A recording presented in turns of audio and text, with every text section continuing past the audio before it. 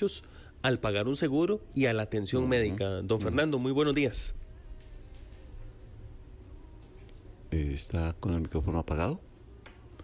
Don Fernando, no le estamos escuchando. Tiene el micrófono apagado. Sí, don Fernando. debe ser. Ahora disculpas, sí. de rigor. No se preocupe. Muy buenos días. En primer término, pues darle las gracias a ustedes por la invitación cursada. En segundo lugar, pues darle también muy buenos días y muchas bendiciones a todas las personas que nos escuchan por este medio de comunicación tan importante.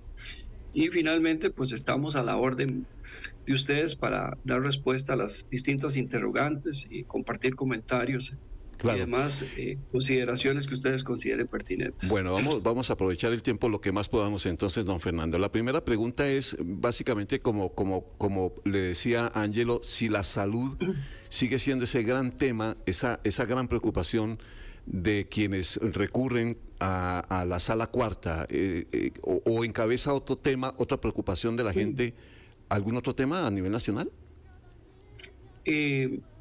No, bien lo dice Ángelo, efectivamente los temas de salud representan prácticamente el 44% aproximadamente del circulante de la sala constitucional.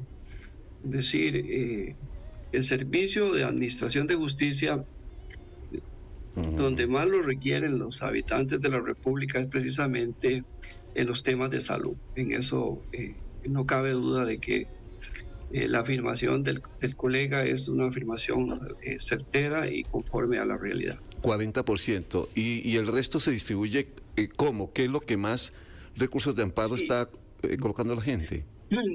Sí, hay un porcentaje importante también de la población privada de libertad.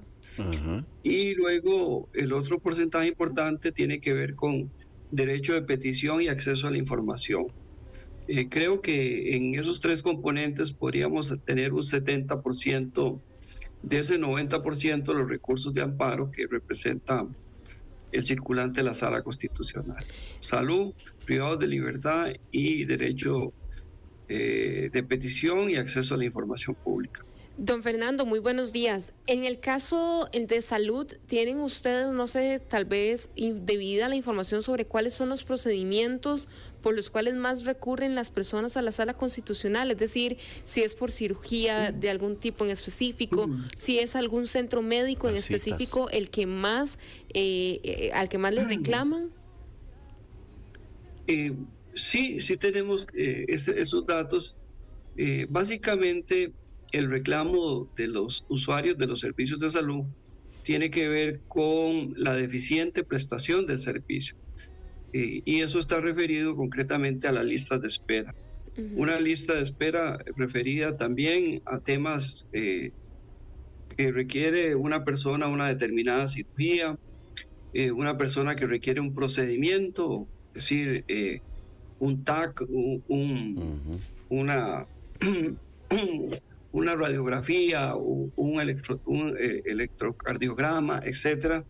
Y otro tema que ha venido en aumento tiene que ver con el asunto de medicamentos que no están en la lista oficial de los medicamentos. Es decir, cuando un médico prescriptor prescribe un medicamento que no está en esa lista oficial que tiene la caja, que con base en estudios científicos se entiende que son esos medicamentos que requiere la población costarricense.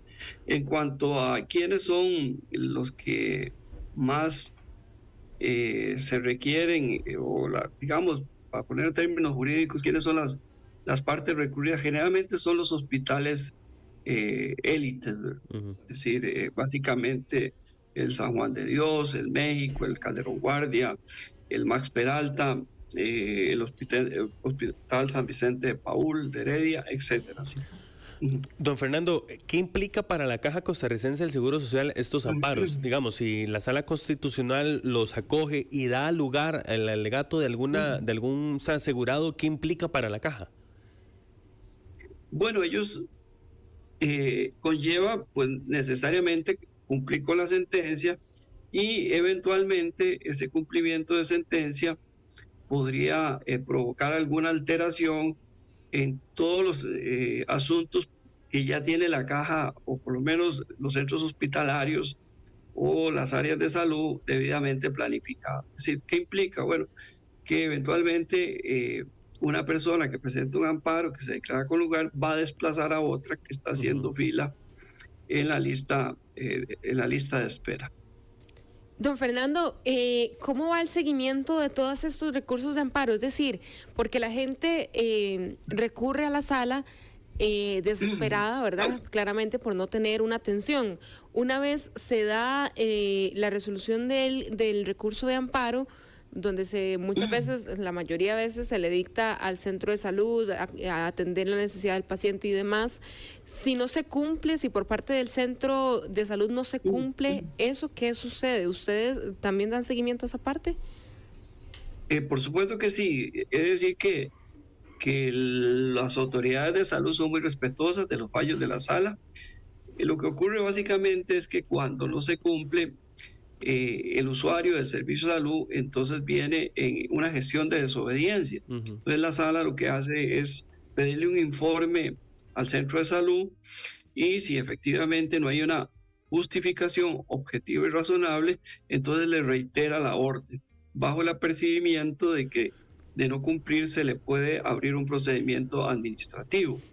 Si nuevamente viene el usuario y dice que no cumplen, nuevamente le volvemos a dar audiencia a la autoridad respectiva, y si no hay una justificación objetiva y razonable, lo que hacemos es testimoniar piezas y enviar esto al Ministerio Público para que el Ministerio Público valore si abre un proceso penal por desobediencia a la Sala Constitucional, por el delito de desobediencia a la Sala Constitucional, que están tipificados en los artículos 71 y 72 de la Ley de la Jurisdicción Constitucional.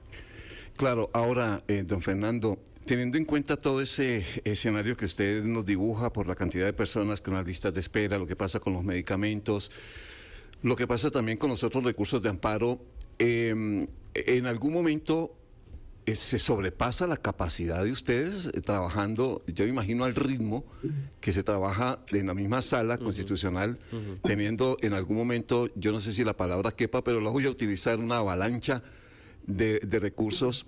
¿Tienen un tope? ¿Hay un momento en el que ustedes disparan las alertas diciendo ya, por favor? Pero obviamente que eso no va a pasar, pero digo yo, ¿hay un momento en el que se sobrepasa la capacidad de la sala? Usted puntualiza un tema muy relevante, y es que el principal problema de la Sala Constitucional es que está sobrecargada de trabajo. Yo pienso que a mediano plazo es imposible sostener este ritmo de trabajo que tiene la sala.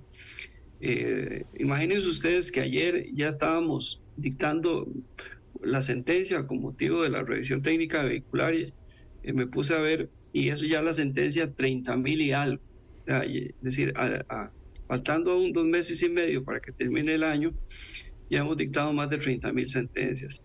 Y yo creo que eso hace que el personal de la sala, los mismos magistrados y magistrados que ponen que tienen una mística sorprendente, extraordinaria, estemos ya en una situación crítica desde el punto de vista del exceso de trabajo, desde el punto de vista de nuestra salud, porque los esfuerzos que se hacen en la sala son extraordinarios, precisamente para satisfacer un principio fundamental, un derecho fundamental, que es el derecho de justicia pronta y cumplida. Claro. Pero efectivamente es uno de los problemas más serios que tiene el tribunal, y lamentablemente nosotros no tenemos la capacidad de autorreformarnos a nosotros mismos. Se requiere en este escenario de buscar una opción para descongestionar al tribunal de esa avalancha, para usar el mismo término que usted acertadamente usó, de asuntos que llegan al tribunal. Ahora déjeme usar una frase suya también, don Fernando. Dice usted, a mediano plazo esto es insostenible. ¿Puede traducir eso? ¿Qué significa en tiempos y qué es insostenible? Sí, significa que llegará el momento llegará el momento en que vamos a tener atrasos importantes, ¿verdad? Eso es una de las consecuencias. Lo otro es que el tribunal va a tener que empezar a cerrar eventualmente posibilidades de acceder a la justicia constitucional. y eso tendría una consecuencia negativa, pues el tribunal podría empezar a perder legitimidad social ante la población. Y finalmente, pues algo que ya estamos viviendo, que es un personal que tiende a tener enfermedades a causa del estrés, ¿verdad? Y tenemos tanto funcionarios como magistradas y magistrados que han visto quebrantada su salud precisamente por ese nivel de trabajo tan fuerte que se está viviendo en la Sala Constitucional. Es que el escenario que usted dibuja, don Fernando, me llamó mucho la atención y es preocupante por eso precisamente, porque usted es la garantía, sale la garantía de mis derechos violentados. Y ahora yo le quiero agregar a la misma palabra avalancha, si en eso ayuda el hecho de que ahora todo desde la Asamblea se lo consultan a ustedes. Es decir, se ha vuelto como recurrente. Sí, recurrente y obviamente convierte a la Sala Constitucional en un legislador más. Usted toca uno de los temas más relevantes. Y aquí la cuestión es la siguiente. A mí me parece, y hablo a título personal, de que las controversias políticas deben resolverse en el escenario político. Es decir, si nosotros somos diputados y resulta que yo pierdo mi tesis, simple y llanamente eso es parte del juego democrático. Lo que no está bien es que al haber perdido yo mi tesis le dé un ropaje, un barniz, un matiz jurídico para que el asunto se lleve a la sala con la esperanza que sea en la sala donde aquello que yo perdí políticamente lo logre ganar en el ámbito jurídico. A mí me parece que las controversias políticas deben resolverse en el escenario político y la sala debe quedarse únicamente con aquellas controversias que son realmente relevantes desde el punto de vista jurídico. En resumen, no está bien que lo que yo pierdo en la Asamblea lo trate de ganar en la Sala Constitucional cuando los argumentos constitucionales son irrelevantes o de poca importancia. Angie. Sí, yo le quería preguntar precisamente porque todo el escenario que usted nos plantea de la avalancha de casos de los funcionarios ya sobrecargados, y es que precisamente este año han presentado una demanda aún mayor en comparación a años anteriores con respecto a recursos de amparo, y eso también nos pone en alerta sobre la efectividad de nuestras instituciones, ¿verdad? Es también un jalón de orejas a todas las instituciones de si ustedes estuvieran haciendo las cosas de la manera correcta, no tuviera tampoco la sala que tener esta avalancha de solicitudes. La sala tiene que resolverle todo a las instituciones, sí, a todo el mundo. Sí. No, eso que usted plantea es un punto, una reflexión muy atinada. Y no lo digo por halagarla, lo digo con base fáctica. Si nosotros tuviésemos un modelo de racionalización de las listas de espera en materia de salud, porque las listas de espera no se pueden eliminar, se pueden racionalizar con criterios técnicos, científicos, eso implicaría que nosotros tendríamos una descarga del 40%, tal vez no el 40%, pero un 30% o un 20% de asuntos de la Sala Constitucional, lo que constituiría en un escenario de 30.000 asuntos, aproximadamente, si fuera un 10%, 3.000 asuntos menos, si fuera un 20%, 6.000 asuntos menos, y si fuera un 30%, 9.000 asuntos menos. Vean ustedes que si las instituciones, ante la abundante jurisprudencia que tiene la Sala Constitucional sobre acceso a información, le dieran a las personas, a los periodistas, la información, que es una información pública en los plazos de no más de 10 días, eso descargaría una cantidad importantísima de recursos de amparo.